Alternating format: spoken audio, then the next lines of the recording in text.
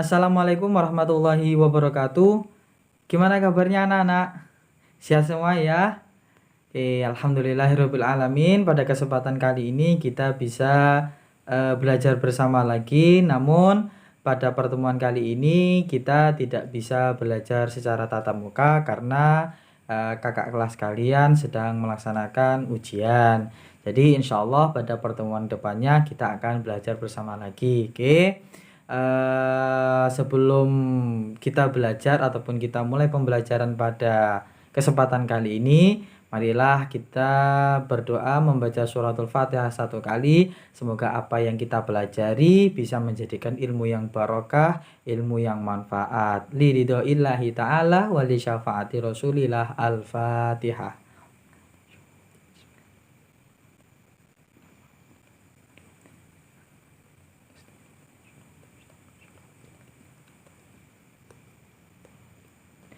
Oke, anak-anakku sekalian kelas 7 yang Pak Aziz cintai, pada kesempatan kali ini kita akan masuk bab 3. Ya, di pertemuan ini kita akan membahas tentang akhlak terpuji. Ya, dimana dulu di awal pertemuan juga udah Pak Aziz sampaikan bahwa manusia itu membutuhkan akhlak. Ya, jadi akhlak itu merupakan nilai yang paling utama pada diri seseorang. Jadi orang pinter seperti apapun, tapi kalau akhlaknya jelek, maka orang itu akan tidak disukai oleh masyarakat. Ya, jadi pinter itu nggak menjamin orang itu bisa sukses ataupun bisa disukai oleh masyarakat. Tapi apa yang paling utama yang dinilai oleh seluruh masyarakat pada diri seorang itu adalah akhlak. Nah, dalam akhlak terpuji dalam bab ini nanti kita akan membahas tentang taubat, tentang taat, istiqomah dan ikhlas. Namun pada kesempatan kali ini kita hanya membahas akhlak tentang taubat. Oke. Mungkin anak-anak sendiri udah tahu taubat itu apa. Ayo, udah ada tahu yang belum? Udah ada yang tahu apa belum? Oke. Jadi taubat itu berasal dari kata taba yatubu taubatan, yang berarti kembali. Dalam arti apa? Jadi orang-orang yang telah melaksanakan atau orang-orang yang telah melakukan kesalahan, mereka kembali ke jalan yang benar. Jadi habis melakukan kesalahan, dia tobat, terus dia kembali kepada jalan yang benar. Nah, ada nggak dalilnya Allah itu memerintahkan hambanya untuk bertaubat? Ya, jadi misalkan habis melakukan kesalahan, ada nggak dalilnya kalau Allah itu menyuruh mereka itu untuk bertaubat? Ada di dalam surat At-Tahrim ayat 8. Di situ disebutkan a'udzubillahi minasyaitonirrajim. Bismillahirrahmanirrahim. Ya ayyuhalladzina amanu tubu ilallahi taubatan nasuha. Wahai orang-orang yang beriman, bertaubatlah kamu kepada Allah dengan taubat yang sebenar-benarnya. Nah, jadi Allah itu memerintahkan hambanya, bagi hambanya yang telah melaksanakan ataupun bagi hambanya yang telah melakukan kesalahan itu untuk taubat, ya, yang mana taubatnya itu benar-benar murni ingin bertaubat. Jadi enggak kok hanya tobat-tobat yang ya sekedar omong kosong tok. Jadi saya tobat tapi tetap melakukan kesalahan kembali, itu namanya tidak bisa dikatakan taubat. Jadi contohnya, misalkan contoh orang yang bertaubat itu seperti apa? Misalkan gini, ada si Abdul. Nih, Abdul ini disuruh orang tuanya, misalkan hari Minggu pas libur nggak sekolah, Abdul di rumah lagi asik main HP ataupun lagi asik nonton TV. Nah, ketika nonton TV terus ibunya itu nyuruh, Abdul, tuh dipanggil, ada apa Bu? Ini tolong ibu lagi masak, garamnya ibu habis, ibu minta tolong ya Abdul ke warung belikan garam. Gak mau, males, aku lagi asik lihat TV loh Bu, atau aku lagi asik main HP ini loh Bu, nanti aja ya. Nah, setelah itu gak lama Abdul tahu kalau bahwa apa yang dilakukan itu salah.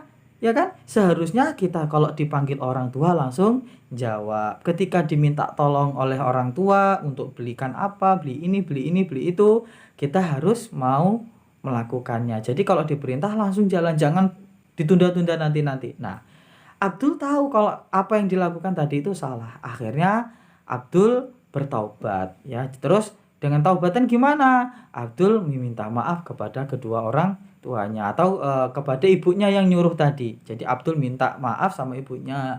Ibu, maafin Abdul karena Abdul tadi itu nggak mau disuruh ibu ya. Sekali lagi Abdul minta maaf ya Bu. Nah, jadi seperti itu contoh tahu. Nah, atau contoh yang kedua, misalkan ada Pak Paimin. Pak Paimin ini seorang pedagang. Dia ingin datang ke dukun peramal. Nah, Pak Paimin ini ingin tanya ke dukun peramal bagaimana nasibnya ke depan, apakah dagangannya laris atau tidak. Akhirnya setelah datang, setelah tanya pulang, terus ada Putu Mini. Putu Mini itu tahu kalau Pak Paimin itu habis datang ke dukun peramal. Akhirnya Putu Mini ini ngasih tahu ke Pak Paimin bahwa apa yang dilakukan itu enggak baik. Akhirnya Pak Paimin merasa bersalah, terus ingin taubat. Jadi Pak Paimin enggak mengulangi kesalahannya untuk datang ke dukun peramal. Akhirnya Pak Paimin menyesali apa yang telah dilakukannya dan berjanji tidak akan mengulanginya. Itu jadi ada 2 contoh. Oke, selanjutnya ciri-ciri orang yang taubat itu seperti apa? Yang satu, dia akan menyesali perbuatannya. Pasti itu. Kalau ada orang taubat kok dia itu nanti nggak menyesali perbuatannya, berarti itu belum dikatakan orang yang taubat. Jadi karena orang yang benar-benar taubat, dia pertama akan menyesali perbuatannya. Yang kedua, dia berjanji tidak akan mengulangi laginya. Jadi kalau ada orang, oh saya taubat, tapi ternyata besoknya ngulangi lagi, berarti itu belum dikatakan orang yang taubat. Taubatnya cuma taubatan palsu. Jadi yang terakhir tentang dampak positif dari orang yang bertaubat. Jadi dampak positif dari orang yang bertaubat, yang pertama dia akan memperoleh kembali jalan yang benar, jalan yang lurus, jalan yang baik. Jadi pasti kalau orang habis melakukan kesalahan dia itu akan resah ya. Itu pasti, nggak ada orang kok dia itu melakukan kesalahan terus dia itu tenang-tenang aja, nggak mungkin. Banyak contoh orang misalkan habis membunuh ya, terus dia dicari polisi tapi dia kabur. Tapi dalam dia itu kabur itu hatinya itu nggak akan tenang, selalu terpikirkan gitu. Bahkan ada toh yang kemarin itu ada orang intinya ingin bunuh istrinya, nyuruh orang. Nah, tapi belum sampai berhasil. Yang mau membunuh itu orang suruhannya itu ketangkep. Akhirnya yang nyuruh ini kan dicari polisi. Ya, dicari polisi, dia sembunyi, hidupnya nggak tenang. Akhirnya apa, sampai bunuh diri. Nah, itu salah satu contohnya. Jadi kalau siapapun dan dimanapun yang namanya orang pernah melakukan kesalahan, pasti itu hatinya nggak akan tenang. Makanya dengan bertaubat, dengan catatan taubatan yang sungguh-sungguh, yaitu dia menyesali perbuatannya dan tidak akan mengulangi lagi, itu orang akan menemukan jalan yang lurus, hidupnya akan tenang lagi. Jadi seperti itu. Yang kedua, apa dampak positifnya? Segala dosa-dosanya akan diampuni oleh Allah Subhanahu wa Ta'ala. Itu bahkan dosa besar ya, dosa besar itu juga akan diampuni dosanya. Misalkan dia telah membunuh orang ya, membunuh orang 1, 2, 3 bahkan 10 orang ya. Kalau dia itu benar-benar taubatan yang nasuha ya, benar-benar taubatan yang murni, dia menyesali perbuatannya, dia berjanji tidak akan mengulangi perbuatannya lagi ya toh. Dengan benar taubatan yang benar-benar, maka segala dosanya, baik dia itu punya dosa kecil maupun dosa besar, maka dosanya akan diampuni oleh Allah Subhanahu wa Ta'ala. Dan juga yang selanjutnya, dia akan mendapat semangat hidup kembali ya. Jadi hatinya itu udah hatinya itu udah nggak tenang lagi, dalam artian yang asalnya hatinya nggak tenang, setelah bertobat hatinya menjadi tenang kembali. Jadi itu ya, jadi beberapa dampak positif dari taubat. Mungkin itu aja yang bisa Pak Haji sampaikan. Mudah-mudahan bisa bermanfaat. Terus untuk tugas kalian semua, bikin catatan rangkuman dari apa yang Pak Aziz sampaikan dari awal video ini sampai akhir. Jadi seperti itu ya.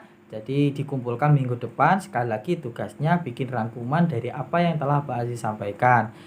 Terus ditambahkan kalian cari contoh 2 contoh orang yang bertaubat. Jadi setelah merangkum nanti kalian cari 2 contoh perilaku orang yang bertaubat ya. Itu aja dari Pak Aziz. Insya Allah minggu depan kita akan belajar secara tatap muka kembali. Kurang lebihnya mohon maaf. Assalamualaikum warahmatullahi wabarakatuh.